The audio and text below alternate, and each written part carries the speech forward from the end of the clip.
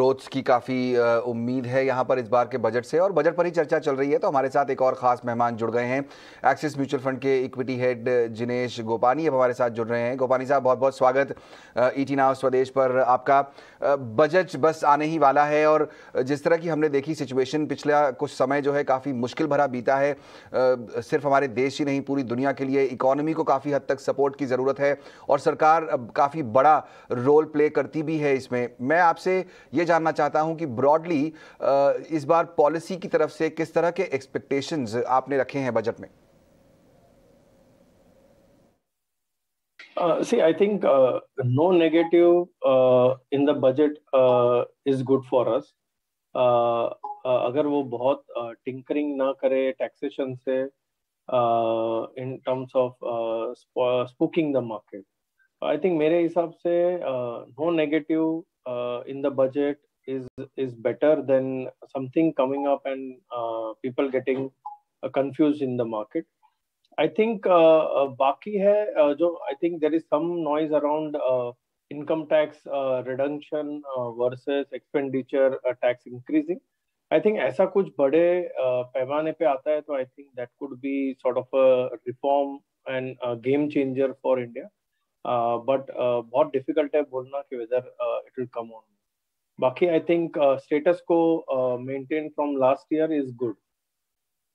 Correct, ये तो बहुत इंपॉर्टेंट बात आपने बोली कि जो अब तक माफ कीजिए, जो अब तक काम हुआ है उसमें स्टेटस को अगर रखा जाए तो ठीक रहेगा। अब मैं ये जानना चाहता हूं कि अब तक जो काम हुआ है जिसकी हम चर्चा कर रहे हैं उसको आप कैसे रेट करेंगे? जो रिफॉर्म का जो वर्क अब तक सरकार ने किया है उसे आप किस तरह से रेट करते हैं?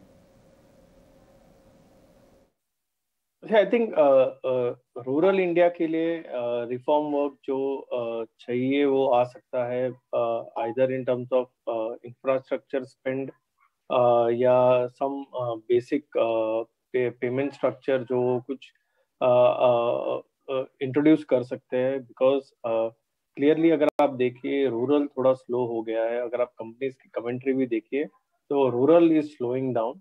So I think something for the rural will come.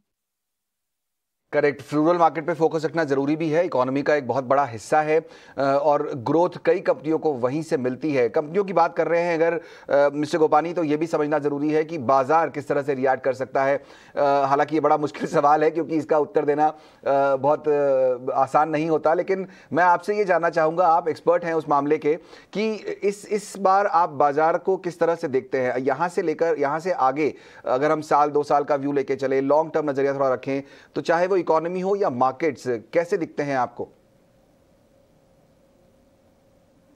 I think current volatility जो यूएस यील्ड के लगते हैं वो थोड़ी चलती रहेगी।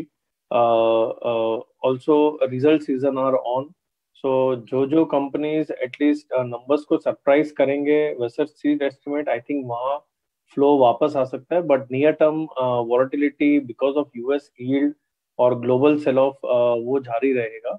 I think better to wait for 1 or 2 months and understand कैसे ये स्टेबलाइज होता है, इन्फ्लेशन कैसे स्टेबलाइज हो रहा है globally, and then take a fresh call in terms of new buying.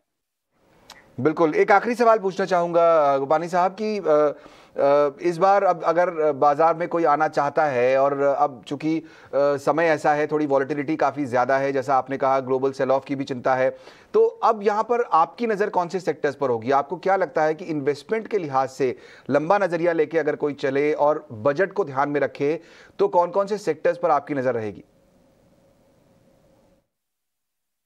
I think जैसे इकोनॉमी की ट्रेंड है, ऐसा लग रहा है कि रूरल बेस्ड सेक्टर्स फोकस में रहेंगे। एंड डिफिकल्ट टू से क्या आने वाला है because I am not privy to anything.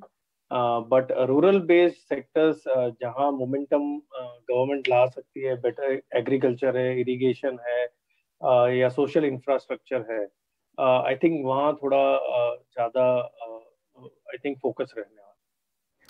Okay, बहुत बहुत शुक्रिया गोपानी साहब, समय निकालकर आज ईटी नाउ स्वदेश से बातचीत करने के लिए। यहाँ पर एक्सिस म्यूचुअल फंड के जिनेश गोपानी अपनी राय देते हुए कि बजट में क्या उम्मीद की जाए। रूरल फोकस रह सकता है, उनको लगता है, उनको ये ज़रूर उनका मानना है कि अगर बहुत ज़्यादा छेड़छाड़ न करे सरकार अपने करंट स्टैंड से, तो वो बाज़ारों के लिए और इकोनॉमी दोनों के लिए बेहतर ही हो सकता है। चलिए, बाज़ार आपके लिए करीब करीब 1.25% ऊपर छोड़ जाते हैं। 17